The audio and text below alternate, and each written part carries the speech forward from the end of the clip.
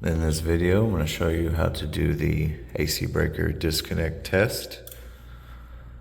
I'm going to do this for an EST3 fire alarm panel. So currently we have disables on the panel. So that corresponds with these 5 monitors we have. We also have a trouble signal letting us know we have disables. And then we have a supervisor for their fire pump fuel tank. So we're just going to ignore these for right now. So right now we have S001, T001, M005.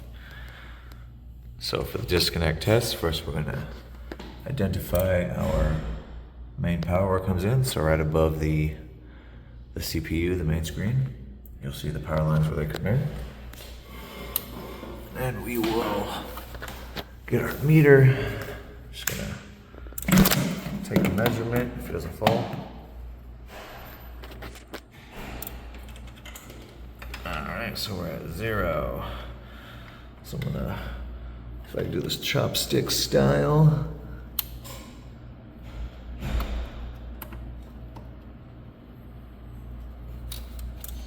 I'm going to attempt. Harder than it looks, one-handed.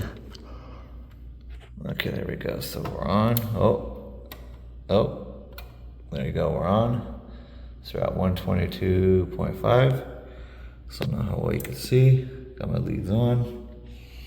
We're at 122. So power is currently on, and we measured our voltage. Okay. So now we need to identify the breaker. And usually you can find it written on the panel somewhere. On this panel, it's located right here at the top. EMPL1, circuit number 1. So let's go find that panel. Okay, we're in the electrical room. I found the panel. The description is a little off, but when we look on the inside, you have your card information here at the bottom. EMIPL1. I found FACP number 1. So we'll be double checking our labeling. So circuit number 1 here at the top. There's a circuit breaker lock on it. So I've already loosened it so we can just take it off. But it's identified with red and it has a lock, which is good. So we're just going to flip this breaker. We're going to get a trouble on our panel. And we're going to measure the voltage to make sure it has turned off. So we'll be running on backup power. So flip the breaker. Now let's go check the fire panel. Okay, we're back at the panel. We have a new trouble now. We have an AC brownout. As you can see, AC brownout. Now we will take our voltage meter again, turn it on, and we'll take a new measurement to make sure that the power has indeed been turned off. You can see also the AC power light's gone. Okay. Again, gotta use my chopstick skills. There we go. So I have, there we go. So I got contact on there. So we are at 0. So no AC.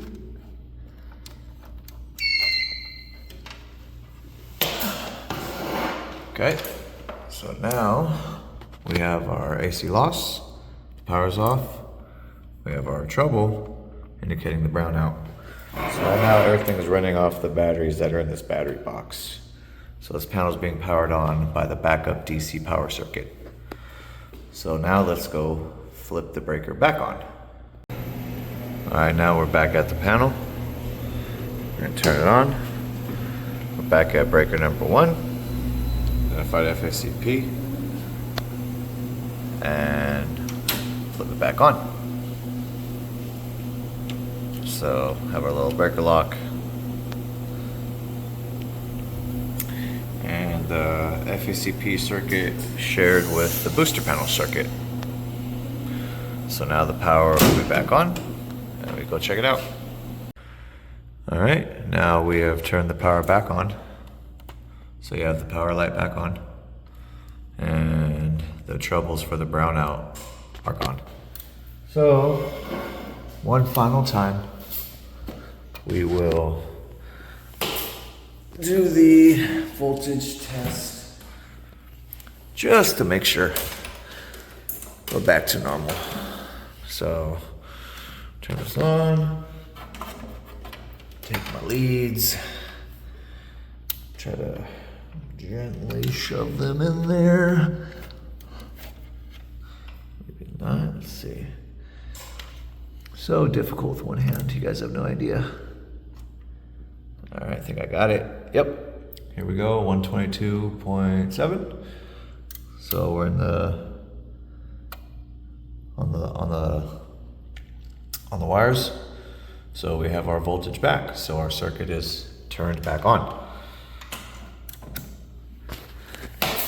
So now our system's back to normal. Aside from the disables and the troubles for our normal testing that we're doing. But that is how you do an AC breaker test or circuit breaker test for the EST3 fire alarm panel.